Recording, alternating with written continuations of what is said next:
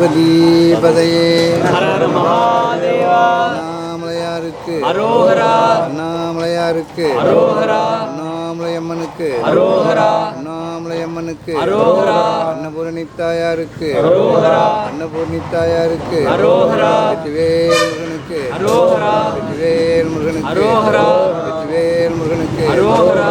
ஓம் ஹர ஹர நம பார்வதிபதையே ஹர ஹர மகாதேவா. மற்றவங்களாம் நல்லா இருக்குன்னு சொல்லிட்டு அவங்க முதலாம் ஆத்மா சாந்தி அடைஞ்சுட்டு அதோட உங்கள் பெற்ற தாய் இன்னைக்காவது நினச்சி பார்த்துக்கோங்க. ஆமாம், அவங்களுடைய ஆத்மாவெல்லாம் சாந்தி அடையட்டும். ॐ पितृगणाय विद्महे जगत्धारिणी धीमहि तन्नो पितृः प्रचोदयात्।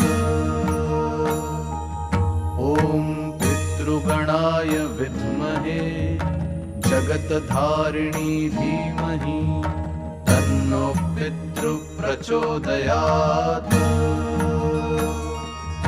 ॐ पितृगणाय विद्महे जगत्धारिणी धीमहि तन्नो पितृः प्रचोदयात्। ॐ पितृगणाय विद्महे जगत्धारिणी धीमहि तन्नो पितृः प्रचोदयात्। ॐ पितृगणाय विद्महे जगत्धारिणी धीमहि तन्नो पितृः प्रचोदयात्। ॐ पितृगणाय विद्महे जगत्धारिणी धीमहि तन्नो पितृः प्रचोदयात्। ॐ पितृगणाय विद्महे जगत्धारिणी धीमहि तन्नो पितृः प्रचोदयात्। ॐ पितृगणाय विद्महे जगत्धारिणी धीमहि तन्नो पितृः प्रचोदयात्। ॐ पितृगणाय विद्महे जगत्धारिणी धीमहि तन्नो पितृः प्रचोदयात्। ॐ पितृगणाय विद्महे जगत्धारिणी धीमहि तन्नो पितृः प्रचोदयात्। ॐ पितृगणाय विद्महे जगत्धारिणी धीमहि तन्नो पितृः प्रचोदयात्। ॐ पितृगणाय विद्महे जगत्धारिणी धीमहि तन्नो पितृः प्रचोदयात्। ॐ पितृगणाय विद्महे जगत्धारिणी धीमहि तन्नो पितृः प्रचोदयात्। ॐ पितृगणाय विद्महे जगत्धारिणी धीमहि तन्नो पितृः प्रचोदयात्।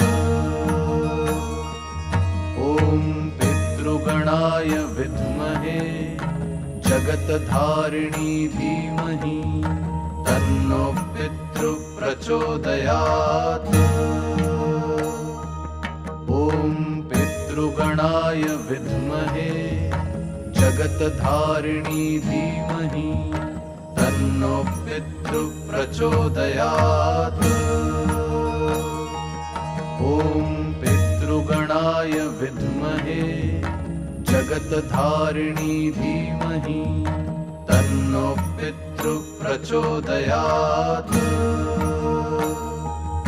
ॐ पितृगणाय विद्महे जगत्धारिणी धीमहि तन्नो पितृः प्रचोदयात्। ॐ पितृगणाय विद्महे जगत्धारिणी धीमहि तन्नो पितृः प्रचोदयात्। ॐ पितृगणाय विद्महे जगतधारिणी धीमहि तन्नो पितृप्रचोदयात्। ॐ पितृगणाय विद्महे जगतधारिणी धीमहि तन्नो पितृप्रचोदयात्। ॐ पितृगणाय विद्महे जगतधारिणी धीमहि तन्नो पितृप्रचोदयात्। ॐ पितृगणाय विद्महे जगतधारिणी धीमहि तन्नो पितृप्रचोदयात्। ॐ पितृगणाय विद्महे जगतधारिणी धीमहि तन्नो पितृप्रचोदयात्। ॐ पितृगणाय विद्महे जगतधारिणी धीमहि तन्नो पितृप्रचोदयात्। ॐ पितृगणाय विद्महे जगतधारिणी धीमहि तन्नो पितृप्रचोदयात्। ॐ पितृगणाय विद्महे जगतधारिणी धीमहि तन्नो पितृप्रचोदयात्।